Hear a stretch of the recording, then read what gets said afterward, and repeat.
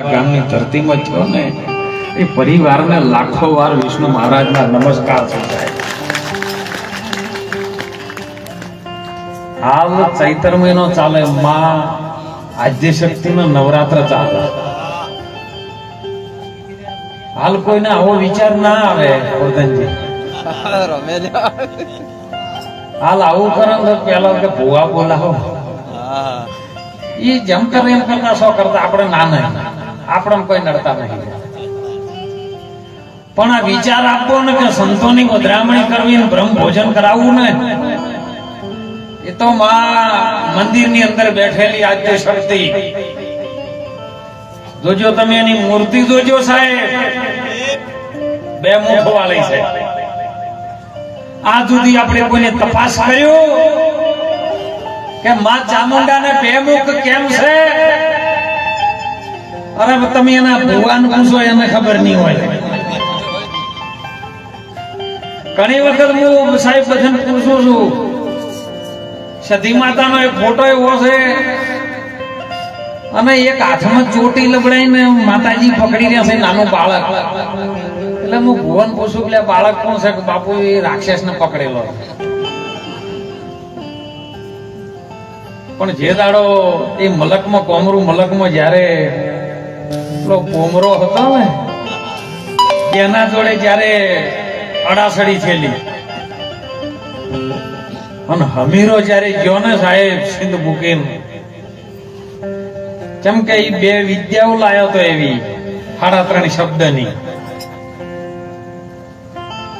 અને જયારે માં સતીને ભૂલી ગયો, આદ્ય શક્તિને ભૂલી ગયો, કારણ કે આપણે ઇતિહાસમાં એવું સાંભળ્યું છે કે જેને વલોણ કરતી, જેની બેસો દોતી, જેનું આખું રક્ષણ કરવા વાળી માં આદ્ય શક્તિ સતી માતા. અને જયારે 3.5 શબ્દની બે લાયો ને એટલે મને ભૂલ્યો આવ્યો. અને એ વખત કામરૂ દેશમાં ગયો અને એ વખત એ કણ ભુવાની સાપો કે ભાઈ અમારા મલકમાં આયા એટલે અમારે ગમે તમે પાટ નાખો તો અમારો કમિશન 10% હાસો. અને ભુવો એવો હતો કોમરો, અને સાહેબો એને પાટ નાખ્યો કે ઓને હું તો 3.5 શબ્દની માતાઓ લાયો, હું ભાગ નો આલું. શરૂઆત કરીને પેલો આઈનો ગોર્યો સાહેબ કે મારો ગમમાં મારા રજા વગર તું પાટ નાખે તો મારો ટકો લાવો જે થતો હોય. ના આલું, બે ને કરી વિદ્યા સાલું. પેલો કે હું તને મારી નાખું, તને હું મારી નાખું. 3.5 શબ્દની માતા આવી હતી. 3.5 ઘડી આવી, થાપ મારીને જમીનમાં ગાલી દીધો અમીરાને. અને એ વખત એની માં યાદ આવી છે. મઠમાં બેઠેલી હોય ને, તમે સાચા મનથી માનતા હોય ને તો એથી ગમે સ્વરૂપમાં આવે. તો બધું રૂપ તો એનું છે પરમાત્માનું, પણ તમારી શ્રદ્ધા ને તમારો એક તાર તો એમાં લાગી જાય એ સ્વરૂપમાં આવે. અને કકુ ના કહેવાથી સાહેબ માં સતીએ ઘોડા પર સવાર કર્યો અને જયારે મલકમાં જઈને ત્યારે ભયમાં દાટી દીધેલો હતો ને એને ચોટી પકડીને અમીરાને બહાર કાઢ્યો છે. એ અમીરો આ સુધી એના ફોટામાં છે. એમ આ ચામુંડાના મઠની અંદર બે મુખ વાળી માં, જો સંતોની ભાષામાં એવું કહેવાય છે કે એક મુખ બહાર મુખ છે અને એક અંતર્મુખ છે. આ બે મુખ વિશ્વની અંદર તમામ જીવોનો છે, પણ જો અંતર્મુખ થી જો કદાચ આવી જાય ને તો ચંડ મુંડ નો સહાર કરી નાખે. એવી માં આદ્ય શક્તિના દિવસો જોઈ છે. અને આપણે તો પેલા ઘણા વર્ષો પેલા ગાતા. આ તો સંતોને જેમ જેમ પરિવર્તન આવ્યું ને એમ બહુ સુધારો થતો ગયો. અને જેટલો સુધારો થયો એટલી પાછી બગાડે વધારે થતો. કારણ કે જે સાચો ધર્મ હતા ને એ ભૂલવાડી દીધો. અને એટલે વર્ષો પહેલા આપણે આવા ચૈત્ર મહિનાના નવરાત્ર આવે કે જાણે આહુ મહિનાના નવરાત્ર આવે ને ત્યારે ગરબામાં એવું ગાતા કે ઘૂમતો ઘૂમતો રે જાય આજ માનો ગરબો ઘૂમતો જાય.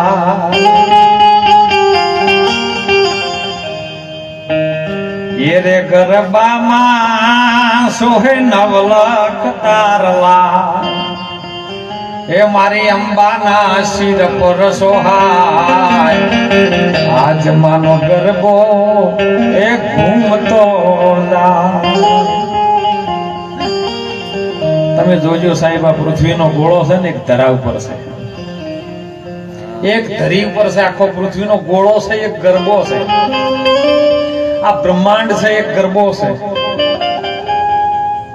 વિજ્ઞાન કે છે, આપણા સંતો કે છે કે 24 કલાકમાં 1,00,000 કિલોમીટરની ઝડપે આ પૃથ્વી ફરે છે.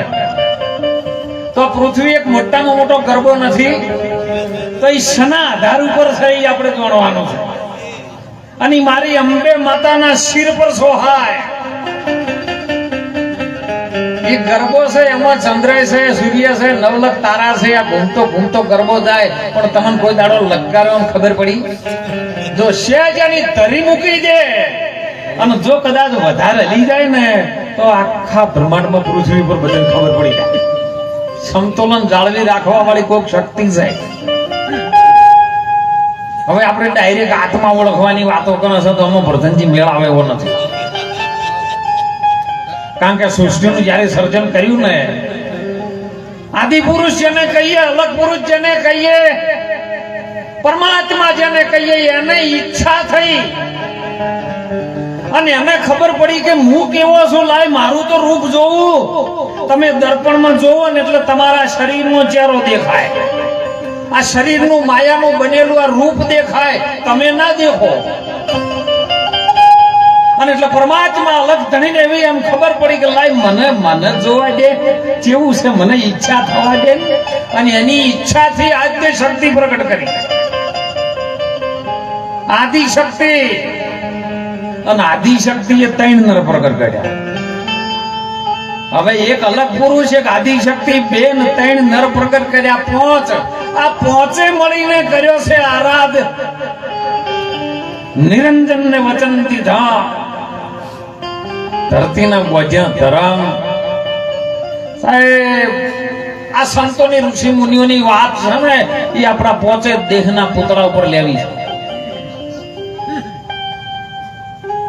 આ જયારે બાળકની રચના થાય ને તો એ શક્તિ વર રાખે છે. હમણાં એક સાખી 3 વખત આવી એટલે હું કહું.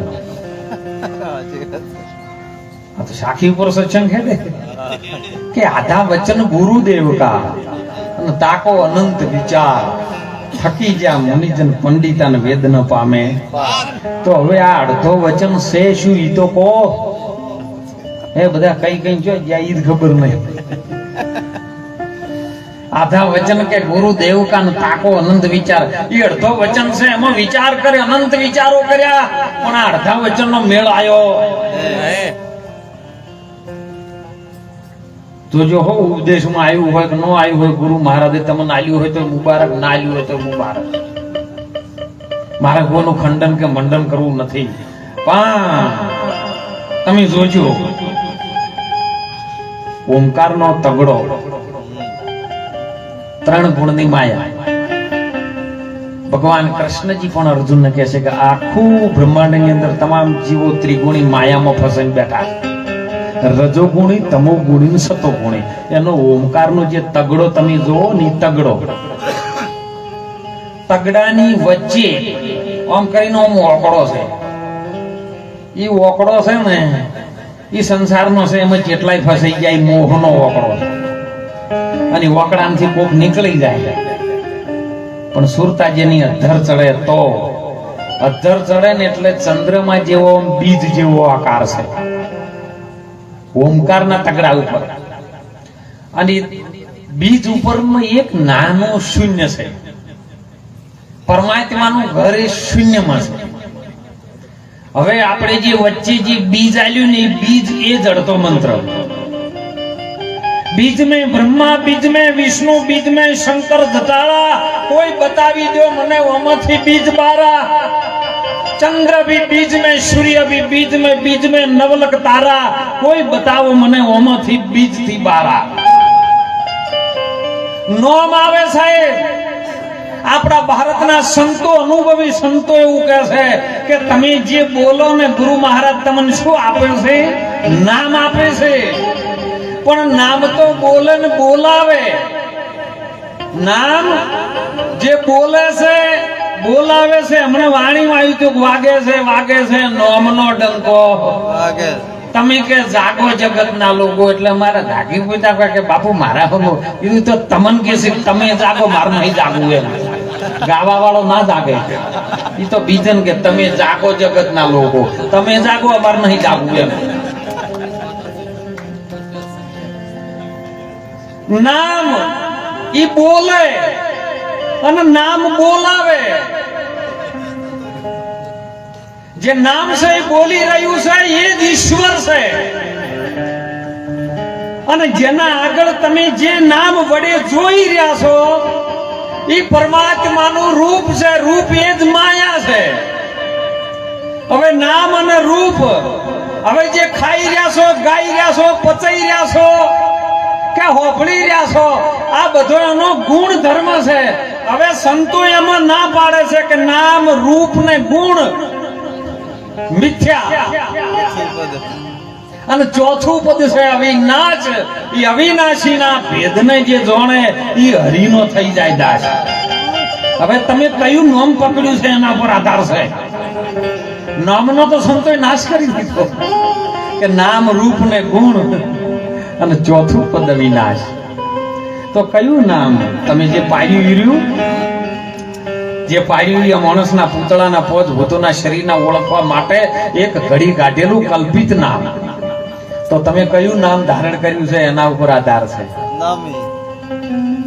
પેલા યુગની અંદર જયારે માં ભગવતી આદ્યશક્તિ પાર્વતી બેઠા હતા ને, ત્યારે ચંડમુંડના નામના રાક્ષસો આયા છે. રક્ત અને બીજ નામના રાક્ષસો આયા છે. અને આપણે એવું કથામાં વાપર્યું છે, એ દંત કથાઓ છે ને એની અંદર વાપર્યું છે કે રક્ત અને બીજ.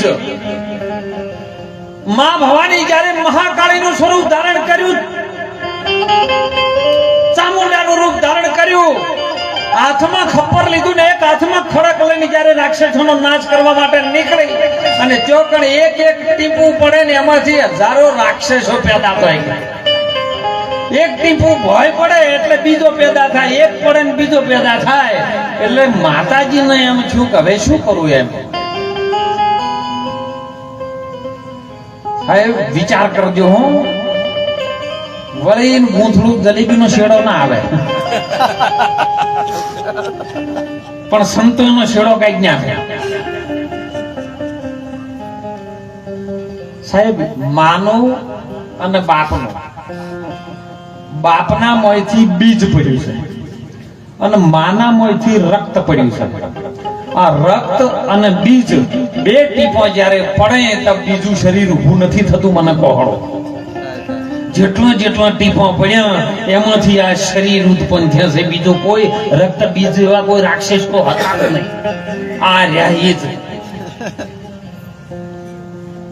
અને એ સૃષ્ટિની સર્જનહારમાં ચામુંડાએ જ્યારે સંહાર કર્યો ને, ત્યારે સાહેબ બહાર મુખથી પહોંચી વળાય એવું નતું ને, એટલે અંતર્મુખથી જેને બીજું મુખ પ્રગટ કર્યું. અને બે હાલ મંદિરની અંદર તમને મુખ દેખાતા હશે, એના ફોટામાં બે મુખ દેખાતા હશે. અને એટલે સંતો આપણને ધારા તરફ લઈ જવા માંગે છે કે તમે તમને ઓળખો.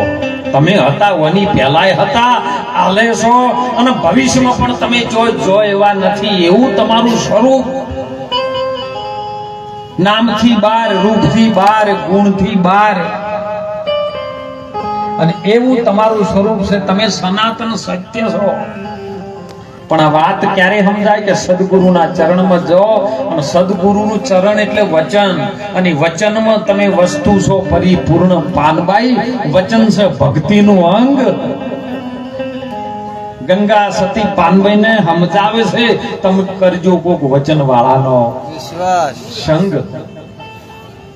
અને એ મહાપુરુષો ભારતના સંતો, હાલના પ્રગટ સંતો સાહેબ આપણને એ દિશા તરફ, એ રસ્તા તરફ લઈ ગયો છે. જો સમજવામાં આવે તો શેલ છે. समझवान को शैल है अवन समझ को धोखा।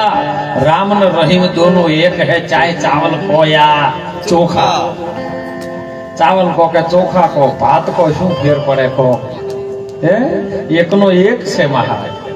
અને એટલે મહાપુરુષો સંતો આપણને જગાડી રહ્યા છે. કારણ કે માણસના અવતારમાં આપણે કદાચ જો જાગી જઈએ, જાગો એટલે કેવી રીતના પોતાની ફરજમાં, પોતાની ફરજ શું છે, પોતાનો ધર્મ શું છે, એ ધર્મ આપણે ભૂલી ગયા છે. અને એટલે સંતો આપણને એ ધર્મ તમારો શું છે એને કહે છે કે તમારો ધર્મ તમે સંભાળો. પશુ પંખી પારે એ કદી કોઈ દી ધર્મ નથી ભૂલ્યા. કોઈ અદ્રશ્ય શક્તિ છે એ આ સંચાલન કરી રહી છે સાહેબ. આપણે બધું એવું ન મોની. ઘણા કહે છે કે અમે ભગવાનને માનતા, દેવી દેવતાને અમે માનતા નથી. માનતા એવું નહીં, નક્કી નહીં કરવાનું. નથી માનતા એટલા બરાબર તમારા માટે બરાબર કે નથી માનતા તમે નથી માનતા, પણ નથી એવું જ નક્કી ન કરવું. ઘણા કહે છે કે માતાજી હોય જ નહીં, એટલે માતાજી હોય નહીં પણ એ તમારા માટે તમે નક્કી કર્યું એટલા બરાબર, પણ માતાજી ના હોય એવું નક્કી ન કરવું. કબીર સાહેબે કીધું જો નજર નાખું તો તું નો કીડીમાં તું નાનો લાગે ને હાથીમાં ગજાવર થઈને બેઠો મોટો, મહાવત બનીને ઉપર બેઠો ને હાકવા વાળો તું નો. અરે ચોર બન્યો, ચોરી કરી અને